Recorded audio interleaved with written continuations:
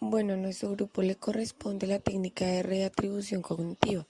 Esta es una técnica de intervención psicológica frecuentemente utilizada en la psicología clínica, bien sea directamente o bien como parte de algún programa o tratamiento más complejo, como por ejemplo la terapia cognitiva de Beck.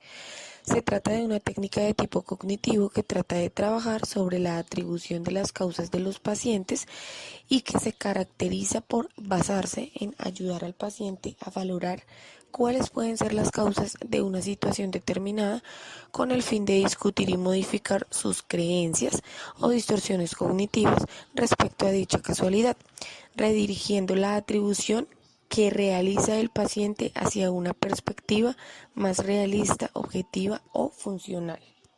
El objetivo de esta técnica es contribuir a que el paciente logre modificar su locus de control, es decir, que sea capaz de modificar la atribución de las causas que hace para los eventos positivos y negativos. En este sentido se trabaja haciendo que la persona valore los diferentes factores que puede estar influyendo o participando en un determinado evento, situación o problema.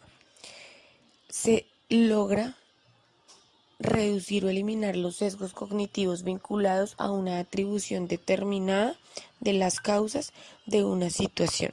Esta técnica permite que poco a poco la persona vaya valorando que existen una gran cantidad de factores que pueden influir en que determinadas situaciones o problemas se den o se resuelvan de forma determinada, no solamente negativamente, sino positivamente, de modo que en el caso de los eventos negativos el sujeto no se atribuya en exclusiva la responsabilidad o culpa del resultado y se autoculpabilice en el caso de los eventos negativos, o bien que no atribuya solo a la suerte de los éxitos y resultados positivos. Existen diferentes variantes de esta técnica, a menudo especializadas en diferentes tipos de problemática. Por poner un ejemplo, podemos encontrar la técnica de reatribución de síntomas de Goldberg, centrada en la atribución de síntomas físicos a causa psíquica en casos de trastornos como la somatización. Esta técnica es utilizada y aplicable a una gran cantidad de situaciones en las que la persona tiende a mantener un locus de control rígido, poco realista, sesgado o disfuncional.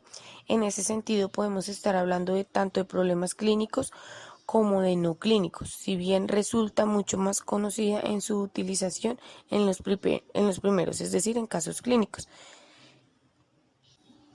Y finalmente debemos tener en cuenta los factores como la estabilidad del paciente, locus de control interno, locus de control externo, las atribuciones cognitivas que le damos, que el paciente le da y que nosotros como psicólogos interpretamos, la especificidad del tema, y en las atribuciones y factores se tienen en cuenta el hecho que dio lugar, el grado de culpabilidad que el paciente da a diferentes situaciones, la lista de factores que afectan dichas situaciones y la estimación de esa culpa a cada factor por porcentaje. Así se determina el control que tiene el paciente sobre ello, estableciendo así la responsabilidad sobre el hecho y no sobre la culpa.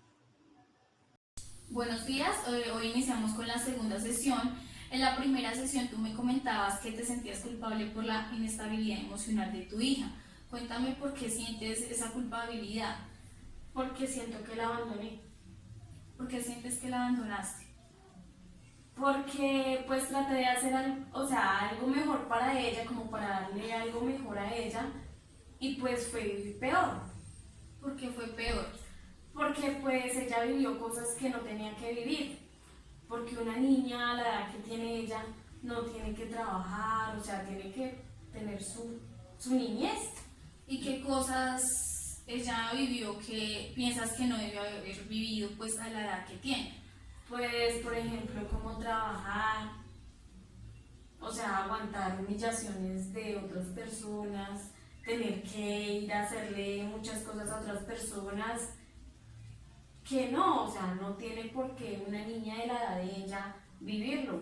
Piensas que tu hija aguantaba humillaciones de unas personas. ¿A qué personas te refieres tú?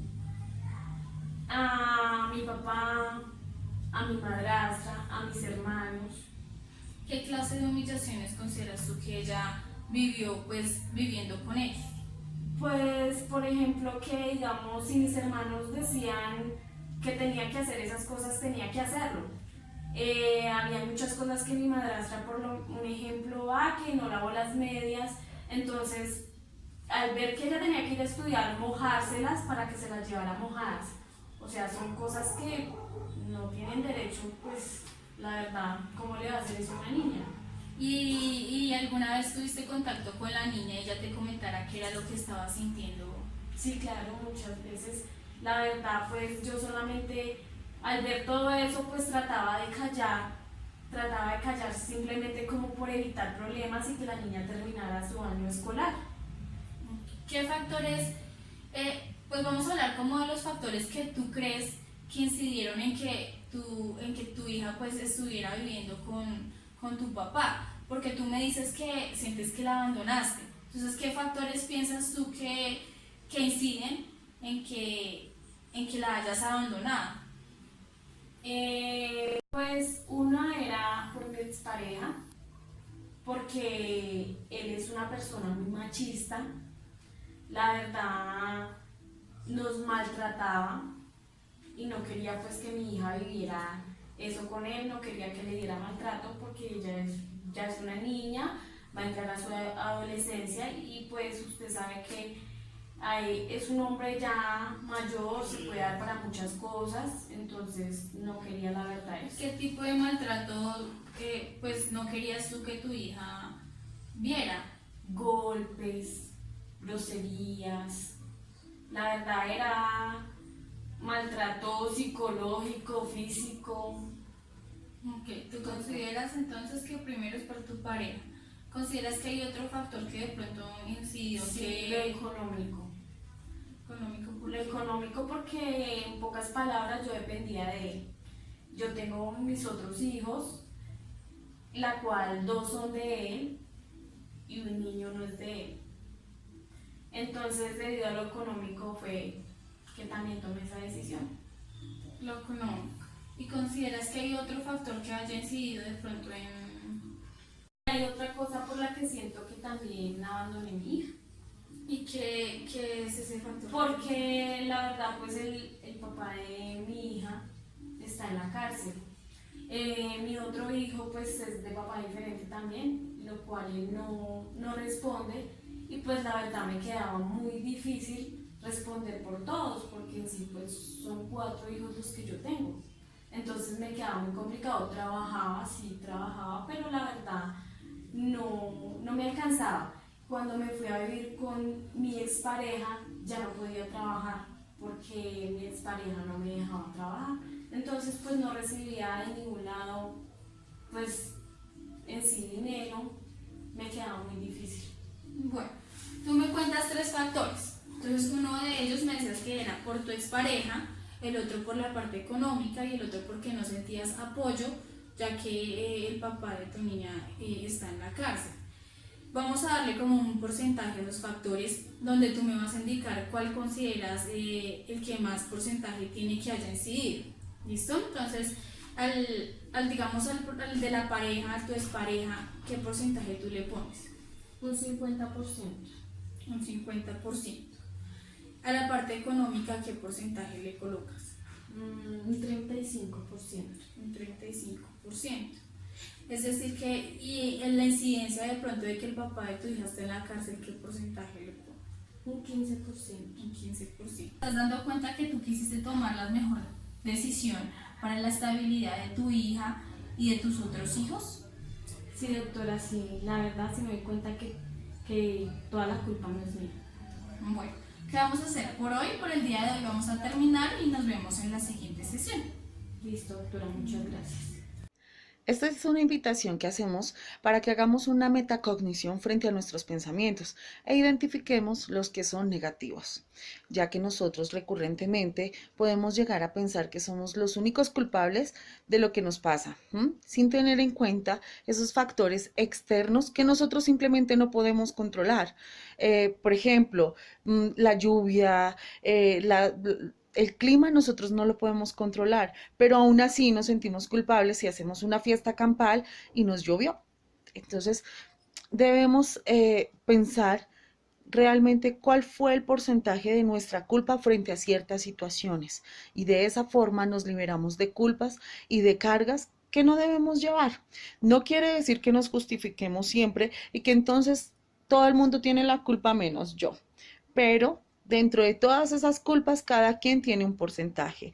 Tenemos que identificar dentro de esa situación cuál fue realmente el porcentaje de mi responsabilidad, de mi culpa. Y lo que esté en nuestras manos, pues buscar corregirlo. Lo que no, pues tratar de vivir con eso y darnos cuenta que no somos realmente los malos, ni que somos los culpables de todo lo que nos ocurre.